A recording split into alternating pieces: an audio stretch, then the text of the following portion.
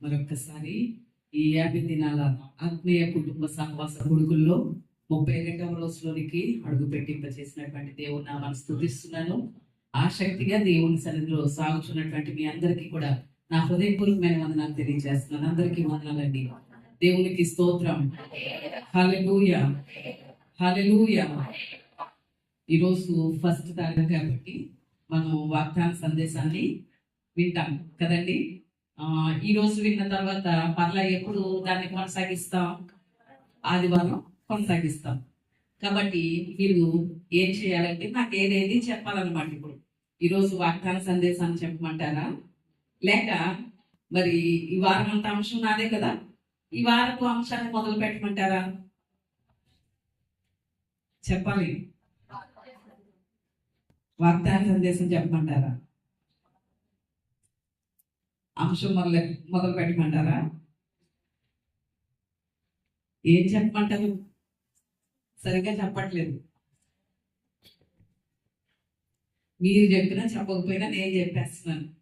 ఏంటి అనేసానంటే, దేవుడు నాకు ఇచ్చినటువంటి ప్రేరేపణను బట్టి వాగ్దాన సందేశం ఆల్రెడీ వారం విన్న తర్వాత మరలా ఎప్పుడు వింటాం? కొనసాగింపు ఆదివారం వింటాం. కాబట్టి ఆ వాగ్దాన సందేశాన్ని ఆదివారం విందాం, అంశాన్ని మొదలు పెట్టేసుకుందాం. అవునంటారా కాదంటారా? అవునన్న వాళ్ళందరూ దేవుని స్తోత్రం చెప్తాం. హల్లెలూయా. ఎందుకంటే మన ఎదుట రోజులు తక్కువగా ఉన్నాయి. మరి అంశం ఏమవ్వాలి? పూర్తవ్వాలి. కాబట్టి అంశాన్ని మొదలు పెట్టేసుకుందాం. తక్కువ రోజులు ఉన్నాయి కాబట్టి రండి మన అంశంలోనికి వెళ్దాం. ద్వితీయోపదేశ కాండ గ్రంథము 11వ అధ్యాయం 7వ వచనం నుండి 25వ వచనం వరకు, 7వ వచనం నుండి 25వ వచనం వరకు అందరం కలిసి చదువుకుందాం. త్వరగా మీరు బైబిల్ గ్రంథాలు తెచ్చి చూసినట్లయితే నేను చదువుతాను, మీరు కూడా చదవండి. ఆ మాటలు 7 నుండి 25 వరకు. యెహోవా చేసిన ఆ గొప్ప కార్యం అంతా మీ కనుల ఎదుట మీ కనులే చూసినవి కదా. మీరు బాగు కలిగి స్వాధీనపరచుకుంటే నది దాటి వెలుచున్న ఆ దేశమందు ప్రవేశించి దాన్ని స్వాధీనపరచుకున్నట్లును యెహోవా వారికి వారి సంతానములకు దయచేసదని నీ పితరులతో ప్రమాణం చేసిన దేశమున, అనగా పాలు తేనెలు ప్రవహించు దేశమున మీరు దీర్ఘాయుష్మంతులు అగునట్లును నేను ఈ దినమున మీకు ఆజ్ఞాపించు ఆజ్ఞలన్నింటినీ మీరు కైకొనవలెను. మీరు స్వాధీనపరచుకొనబోవు దేశము మీరు బయలుదేరి వచ్చిన దేశము వంటిది కాదు. అక్కడ నీవు విత్తనములు విత్తి పూల తోటకు నీరు కట్టినట్లు నీ కాళ్ళతో నీ చేలకు నీరు కట్టినవి. మీరు నది దాటి స్వాధీనపరచుకుంటకు వెళ్ళుచున్న దేశము కొండలు లోయలు గల దేశము, అది ఆకాశ వార్షచరము త్రాగును. అది నీ దేవుడైన యెహోవా లక్ష్య పెట్టు దేశము. నీ దేవుడైన యెహోవా కన్నులు సంవత్సరాలు మొదలుకొని సంవత్సరాంతము వరకు ఎల్లప్పుడూ దాని మీద ఉండును. కాబట్టి మీ పూర్ణ హృదయముతోను మీ పూర్ణాత్మతోను మీ దేవుడైన యెహోవాను ప్రేమించి ఆయనను సేవింపవలెను. నేను మీకు ఇచ్చు ఆజ్ఞలను మీరు జాగ్రత్తగా వినిన ఎడల మీ దేశమునకు వర్షము అనగా తొలకరి వానను కడవరి వానను దాని కాలున కురిపించదను. అందువల్ల నీవు నీ ధాన్యమును నీ ద్రాక్షరసము నీ నూనెను కూర్చుకును. మరియు నీవు తిరిగి తృప్తి పొందినట్లు నీ పశువుల కొరకు నీ చేల యందు గడ్డి మొలిపించదను. మీ హృదయము మాయలలో చిక్కి త్రోవ విడిచి ఇతర దేవతలను పూజించి వాటికి నమస్కరింపకుండా మీరు జాగ్రత్త పడుడి. లేని అలా యెహోవా మీ మీద కోపపడి ఆకాశమును మూసివేయను. అప్పుడు వానకు లేదు, భూమి పండదు. యెహోవా మీకు ఇచ్చుచున్న ఆ మంచి దేశమున ఉండకుండా మీరు శీఘ్రంగా నశించెదరు. కాబట్టి మీరు ఈ నా మాటలను మీ హృదయంలోను మీ మనసుల్లోనూ ఉంచుకొని వాటిని మీ చేతుల మీద సూచనలుగా కట్టుకోవలేను. అవి మీ కన్నుల నడుమ వాస్తవములుగా ఉండవలేను.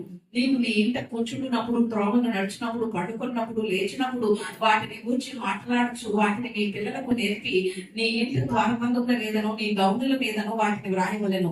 అలా చేసిన యెహోవా మీ పితరులకు ఇచ్చదనని ప్రమాణం చేసిన దేశమున మీ దినములు మీ సంతతి వారి దినములను భూమికి పైగా ఆకాశం నిలుచున్నంతగా కాలము విస్తరించును. మీరు మీ దేవుడైన యెహోవాను ప్రేమించి ఆయన మార్గములన్నింటిలో నడుచుచు ఆయనను హత్తుకొని మీరు చేయమని నేను మీకు ఆజ్ఞాపించి ఆజ్ఞలన్నింటిని అనుసరించి జాగ్రత్తగా నడుచుకోవలెను. అప్పుడు యెహోవా మీ ఎదుట నుండి ఈ సమస్త జనములను వెళ్ళగొట్టును. మీరు మీకంటే బలిష్ఠులైన గొప్ప జనముల దేశంలో స్వాధీనపరచుకొందురు. మీరు అడుగుపెట్టు ప్రతి స్థలము నీటి అగును. అరణ్యము మొదలుకుని లెబనోను వరకు, యూఫ్రటీస్ నది మొదలుకుని పడమటి సముద్రము వరకును మీ సరిహద్దు వ్యాపించును. ఏ మనుషుడు మీ ఎదుట నిలవడు. తాను మీతో చెప్పినట్లు మీ దేవుడైన యెహోవా మీరు అడుగుపెట్టు దేశమంతటి మీద మీ వెదురు మీ భయము పుట్టించును. దేవునికి స్తోత్రం. హల్లెలూయా. ఎంతమంది కలిసి చదివారు నాతోటి? హల్లెలూయా. ఎక్కువ వచనాలు ఉన్నాయి కాబట్టి కొంచెం మనం త్వరగా ఫాస్ట్ గా చదువుకోవడం జరిగింది. మన అంశంలోనికి వెళ్లే ముందు కొన్ని విషయాలు నేను జ్ఞాపకం చేసి అంశంలోనికి వెళ్ళడానికి ఇష్టపడతాను. ఇక్కడ ఇశ్రాయేలీయులతో మోషే గారు తెలియజేసినటువంటి మాటలు, వారు అంతవరకు జీవించినటువంటి జీవితం వేరు, వారు ప్రవేశించబోతున్నటువంటి కనాను జీవితంలో వారు జీవించవలసినటువంటి విధి విధానాల గురించి తెలియజేస్తున్నారు దైవజనుడైనటువంటి మోషే గారు. అంటే ఇంతవరకు మీరు జీవించినటువంటి జీవితం వేరు. బానిసత్వంలో జీవించారు, అలాగే అరణ్య యాత్రలో జీవించారు. కానీ ఇప్పుడు మీరు ప్రవేశించబోయేటువంటి జీవితంలో జీవించబోయేటువంటి అదే ఆ దేశంలో జీవించేటువంటి జీవితం వేరు అనేసని ఇక్కడ ఆ దేశంలో వారు ఎలాగన జీవిస్తారో, ఎలాగన జీవించాలో, ఎలాగన నడుచుకోవాలో ఈ విషయాలన్నీ కూడా మోషే గారు ద్వారా దేవుడు ఇశ్రాయేలు అయినటువంటి తన ప్రజలకి తెలియజేస్తున్నారు. ఈ రోజు మనము కూడా వాస్తవమైనటువంటి జీవితం ఏంటి అనేది మనం ఎంతైనా ఆలోచన చేయాలి. ఈ రోజు చాలా మంది అంటే అన్ని సంగతి ప్రక్కన పెడితే క్రైస్తవుల యొక్క ఆలోచన కూడా ఎలా ఉంటుంది అనేసనంటే ఈ భూమి మీదే నిల్చుండిపోతాం, మేము ఇక్కడే ఇదే శాశ్వతం అనేసని చాలా మంది అనుకుంటా ఉంటారు.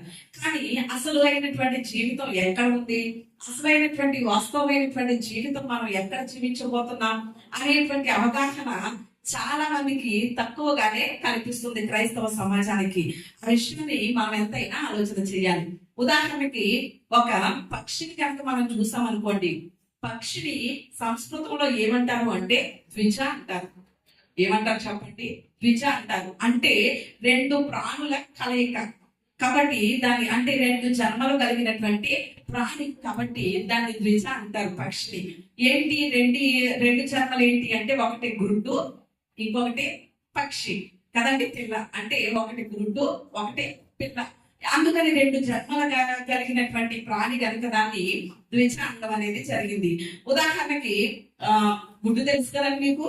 పక్షి గుడ్డు సంగతి ప్రక్కన పెడితే కోడిగుడ్డు తెలుసు అందరికి. ఎంతమందికి తెలుసు? అందరికీ తెలుసు. కోడిగుడ్డులో ఉన్నటువంటి ఆ పసుపు సొన ఏమిటి అంటే అది పిల్లగా మారేటువంటి పరిస్థితి. అది పిల్లగా మారుతున్నటువంటి పరిస్థితుల్లో ఏమనుకుంటుంది అంటే అది పిల్లగా మారుతూ మారుతూ క్రమంగా ఆ తెల్ల సొనని తాగుతూ ఉంటుంది దానికి ఆహారం కింద. ఆ తెల్ల సొనని ఆహారంగా తీసుకునేటప్పుడు ఏమనుకుంటదంటే ఓహో ఇది చాలా బాగుంది నా జీవితం, ఈ తెల్ల సొనని ఆహారంగా తీసుకోవడం, పడుకోవడం చాలా బాగుంది నా జీవితం అనుకుంటది. కానీ అది కొద్దిగా క్రమేపీ పిల్లగా మారుతున్నటువంటి పరిస్థితుల్లో అది ఎదుగుతూ ఉన్నప్పుడు దానికి ఆ కోడిగుడ్డు యొక్క గొల్ల ఏమవుదు? సరిపోదు. ఏమవుతుంది చెప్పండి? సరిపోదు. తరువాత ఆ కోడిగుడ్డు గొల్ల పగల కొట్టుకుని బయటికి వచ్చిన తర్వాత అప్పుడు తెలుస్తుంది ఆ పిల్లకి ఏమని, ఓహో ఇంత జీవితం ఉందా అనుకుంటది ఒక్కసారిగా బయటకు వచ్చిన తర్వాత. అవునంటారా కాదంటారా? అంటే అంతవరకు ఎలాంటి విధానంలో ఉంది? కోడిగుడ్డు లోపల ఉన్నప్పుడు ఓహో ఇదే అసలైనటువంటి జీవితం, నా జీవితం చాలా బాగుంది అనేసి అనుకునేటువంటి ఆలోచనలోనే ఉంది. కానీ ఎప్పుడైతే ఆ కోడిగుడ్డు గొల్లని పగలగొట్టుకుని బయటికి వచ్చిందో అప్పుడు తెలుస్తుంది అసలైనటువంటి జీవితం ఏంటో, వాస్తవమైనటువంటి జీవితం ఏంటో అప్పుడు ఆ పిల్లకి తెలుస్తుంది. ఈరోజు క్రైస్తవ సమాజం కూడా ఆధ్యాత్మికంగా పిల్లలుగా ఎదగలేనటువంటి పరిస్థితిలో ఉన్నటువంటి వారికి ఏమనిపిస్తుంది అంటే ఈ భౌతిక సంబంధమైనటువంటి జీవితమే శాశ్వతం, ఓహో ఇక్కడే ఇదే బాగుంది లైఫ్, ఈ జీవితం కోసమే మనం తాపత్రయపడాలి, ఈ జీవితం కోసమే ప్రయాసపడాలి, ఈ భూమి మీద ఉండటం కోసమే మనం ఎంతసేపు ప్రయత్నిస్తూ ఉండాలి అనేసి అనిపిస్తూ ఉంటది. కానీ ఆత్మీయంగా ఎదిగిన వారికి అప్పుడు తెలుస్తుంది వాస్తవమైనటువంటి జీవితం, అసలైనటువంటి జీవితం మనకి ఇక్కడ కాదు, ఎక్కడ ఉంది? పరలోకంలో ఉందని తెలుస్తుంది. దేవునికి స్తోత్రం. హల్లెలూయా. అందుకనే కోడిగుడ్డు లోపల ఉన్నంత కాలం పిల్లకి అది ఎదుగుతున్నప్పుడు కోడిగుడ్డు బుల్ల ఎలాగైతే సౌకర్యంగా ఉండదో, ఇరుకుగా ఉంటది కదా ఎదిగే కొలది, ఎలాగ సౌకర్యంగా ఉండదో, ఈ రోజు ఆధ్యాత్మికంగా ఎదిగిన వారికి కూడా ఈ లోకం ఎలా ఉండదు చెప్పండి, సౌకర్యంగా ఉండదు. ఆల్రెడీ గడిచినటువంటి అంశంలో మనం నేర్చుకున్నాం. 6వ మెట్టు ఏంటి చెప్పండి, వైరాగ్యం. అంటే లోకం మీద, లోకం యొక్క పరిస్థితుల మీద అంత సౌకర్యమైనటువంటి మనస్సు లేకుండా వైరాగ్యం అనేది వచ్చేస్తుంది.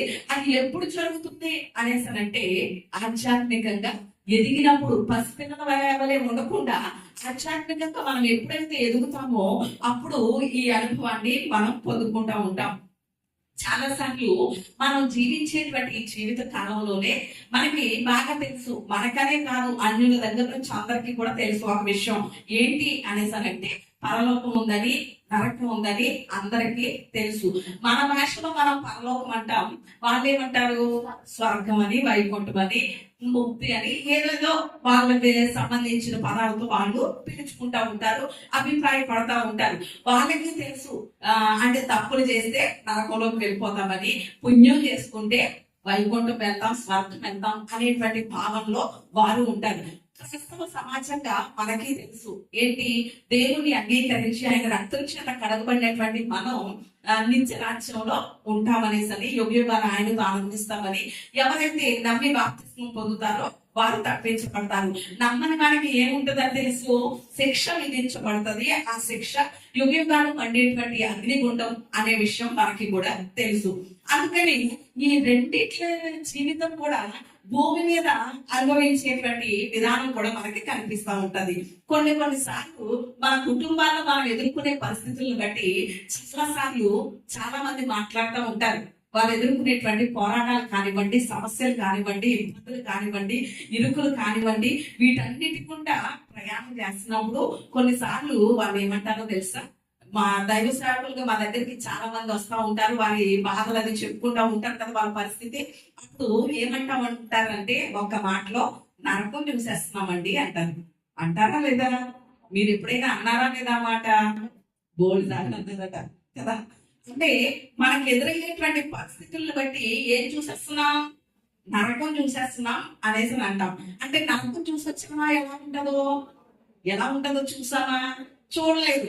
కానీ నరకంలో శిక్షణ ఉంటాయని, లేకపోతే భయంకరమైనటువంటి వేదన ఉంటుందని తెలుసు కాబట్టి ఆ అనుభవాన్ని బట్టి ఇప్పుడు మనం వెళ్ళేటువంటి పరిస్థితులను బట్టి ఏం చూసేస్తున్నామంట, నరకం చూసేస్తున్నామండి. ఈ పిల్లలతో నరకం అనుభవించేస్తున్నామండి అంటా ఉంటాం కదండి.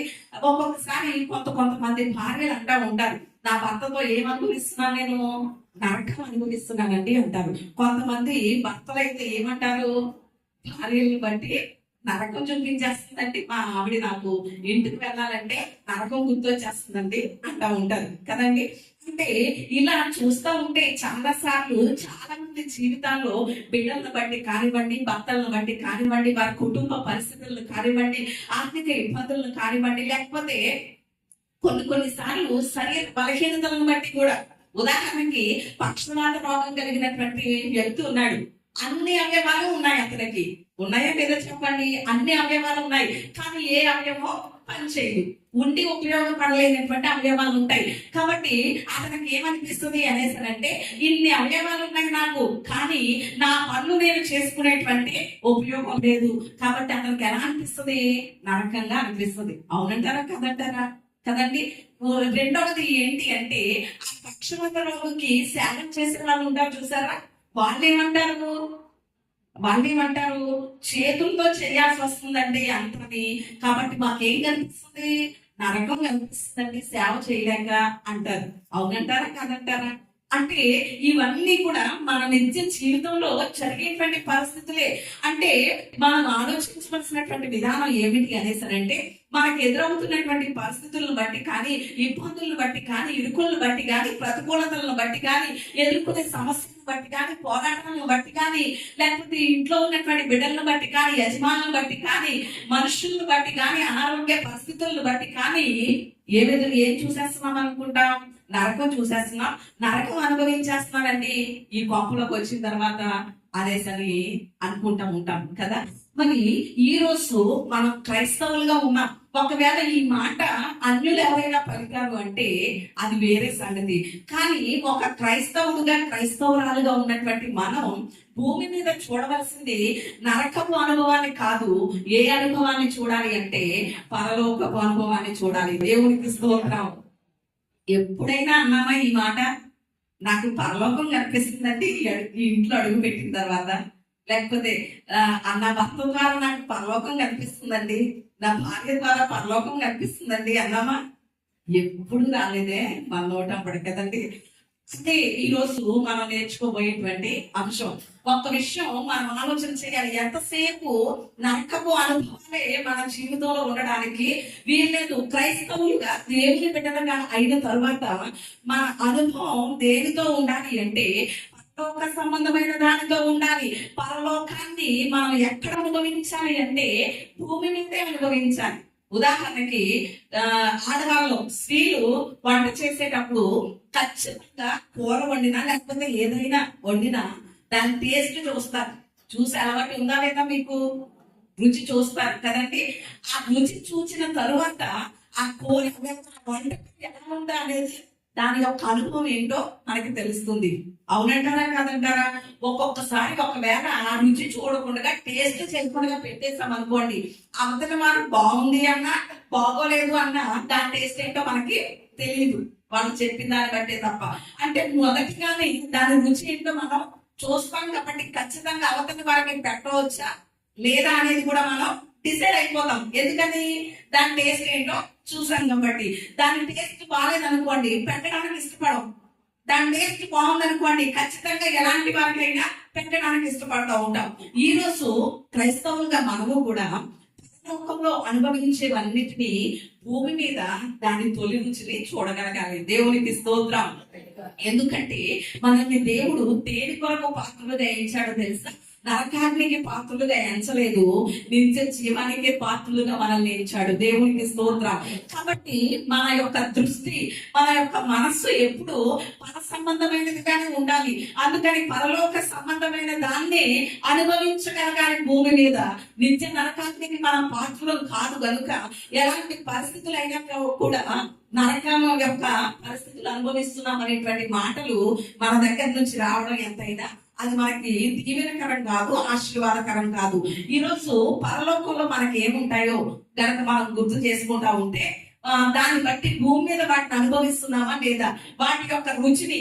ఇప్పుడు వంటకం తినాలంటే ఎప్పుడు తింటాం? మధ్యాహ్నం తింటాం, కానీ దాని టేస్ట్ వండేటప్పుడే చూసేస్తాం కదా. ఈ రోజు పరలోకంలో మనం ఏమనుభవిస్తున్నామో చూద్దాం. అవి భూమి మీదే దాని యొక్క టేస్ట్, అంటే పరలోకంలో ఉండేటువంటివి భూమి మీదే వాటి యొక్క తొలి రుచిని మనం అనుభవించగలగాలి. అది ఆ పరిస్థితిలోనికి మనం వద్దాం రండి. పరలోకంలో మనకి ఏముంటాయి అనే విషయాలు కొన్ని మాటలు త్వరగానే ఈ రోజు మనం చూసుకున్న తర్వాత రేపటి నుంచి అంశంలోనికి మనం వెళ్దాం. పరలోకంలో మనకి ఏం కనిపిస్తాయి అనేసి అంటే మొట్టమొదటిగా ప్రకటన గ్రంథం 21వ అధ్యాయం, ప్రకటన గ్రంథం 21వ అధ్యాయం 3-4 వచనాలు కనుక చూస్తే ఇక్కడ మనకి కొన్ని మాటలు కనిపిస్తూ ఉంటాయి.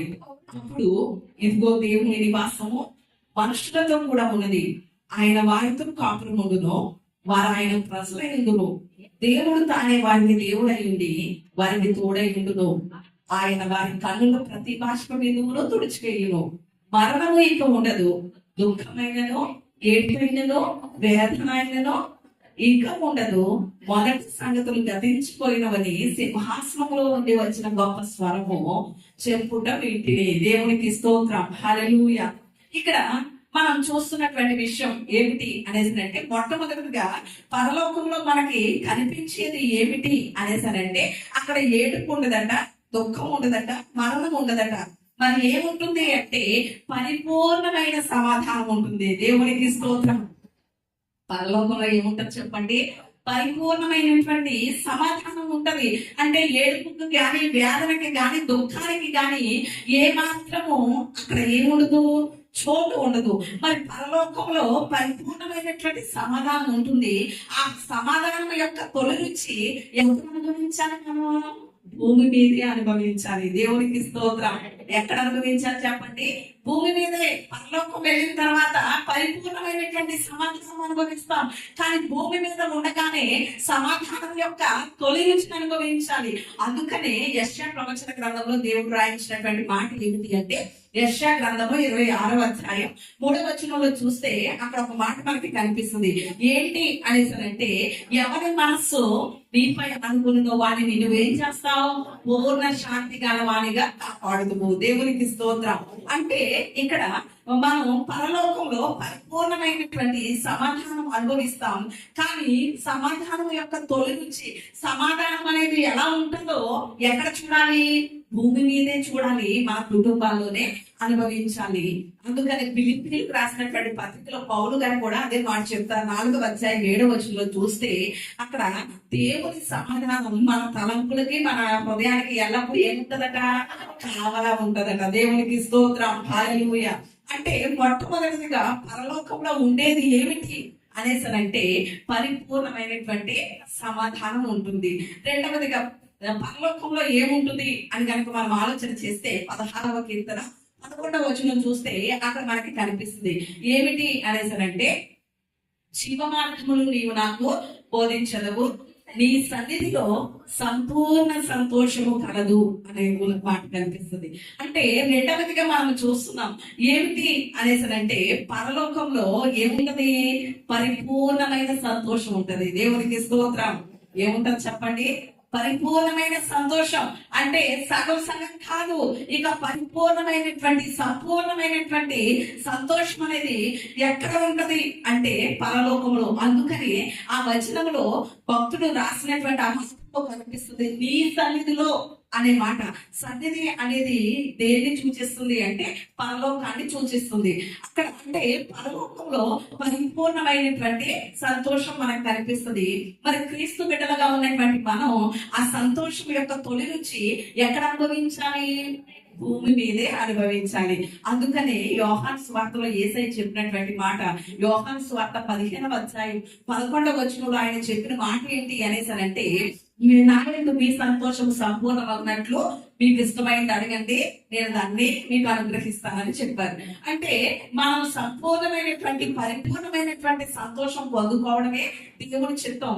ఆ సంపూర్ణమైనటువంటి పరిపూర్ణమైన సంతోషం మనకి ఎక్కడ కనిపిస్తుంది అంటే పరలోకంలోనే కనిపిస్తుంది. మూడవదిగా పరలోకంలో ఏమున్నది, ఏం కనిపిస్తుంది మనకి అని ఆలోచన చేస్తే ఇందాక చదివినటువంటి వచనాలే. ప్రకటన గ్రంథం 21వ అధ్యాయం 22వ వచనంలో చూస్తే అక్కడ మనకి కనిపిస్తున్నటువంటి మూడవ విషయం 21, 22.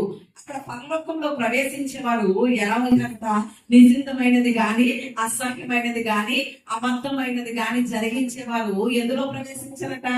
పరలోకంలో ప్రవేశించారు. అంటే ఇక్కడ దీన్ని బట్టి మనం ఆలోచన చేస్తున్నటువంటి విషయం ఏంటి అంటే, నిషిద్ధమైనది గాని అసహ్యమైనది గాని అబద్ధమైనది గాని పరలోకంలో ఉండదు. మరి ఏముంటది అంటే ఇవన్నీ దేన్ని సూచిస్తున్నాయి? నిషిద్ధమైనదైనా అబద్ధమైనదైనా అసహ్యమైనదైనా దేనికి సాదృశ్యంగా ఉన్నాయి అంటే పాపానికి సాదృశ్యంగా ఉన్నాయి. ఇలా వినాలి పిల్లలు, పాపానికి సాదృశ్యంగా ఉన్నాయి.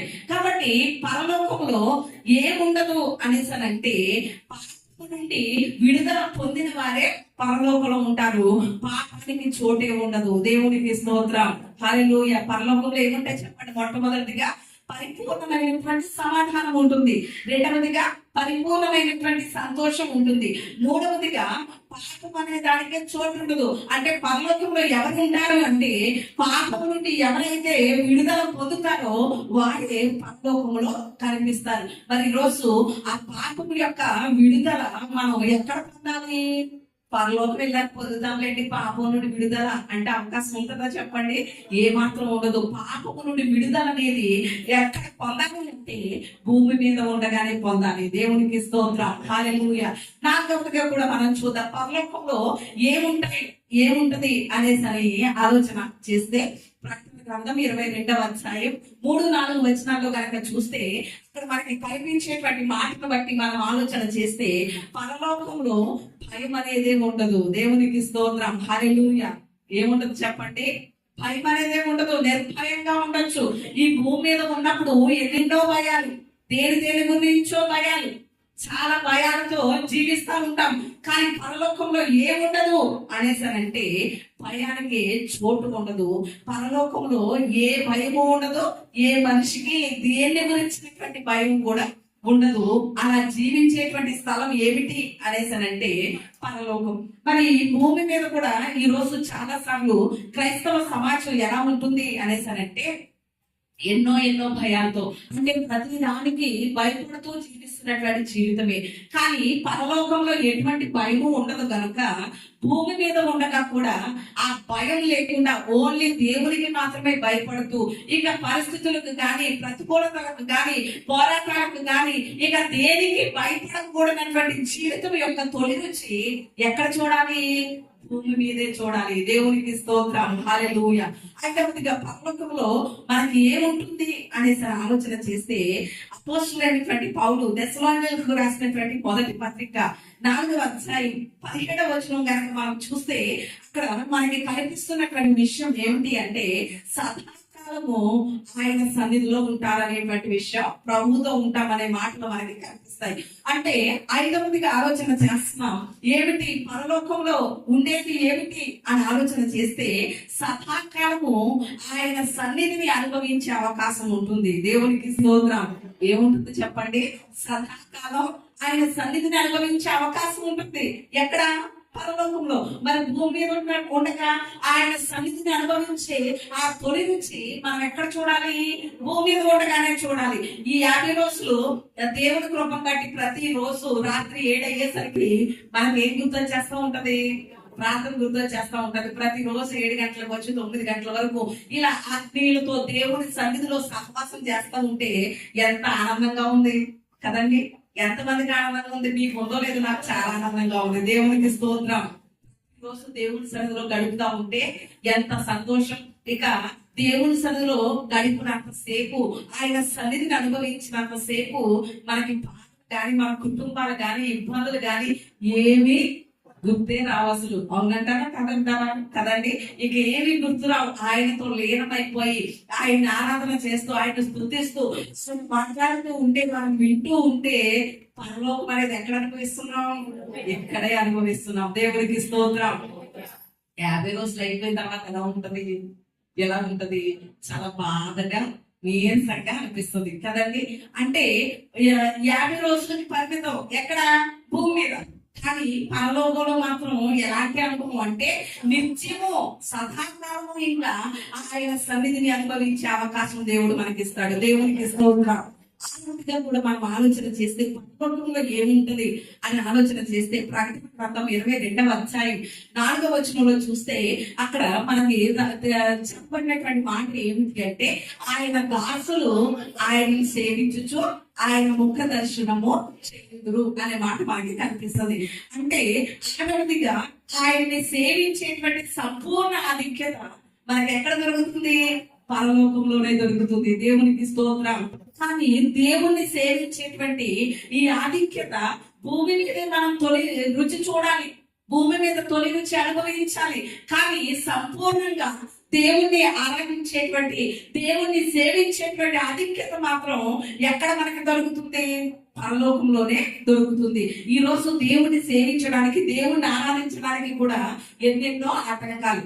అవునంటారా కాదంటారా? దేవుణ్ణి ఆరాధించడానికి కూడా ఈ రోజు మన కుటుంబాల ద్వారా ఆటంకం కలుగుతూ ఉంటది. కొన్నిసార్లు ప్రతి రోజు వెళ్ళిపోవాలా? రాత్రికాల ప్రార్థనలు కదా, చీకటి కదా, ఎలా వెళ్తారనే ఆటంకాలు చాలా మందికి కలుగుతూ ఉంటాయి. ప్రతిరోజు వెళ్ళిపోవాలా అనే మాటలు వస్తూ ఉంటాయి చాలా మందికి. చాలా మందికి కుటుంబంలో ఉన్నటువంటి పరిస్థితులను బట్టి ఇలా, అంటే దేవుణ్ణి ఆరాధించడానికి, దేవుణ్ణి సేవించడానికి మనకి ఇక్కడ ఏమి దొరకట్లేదు.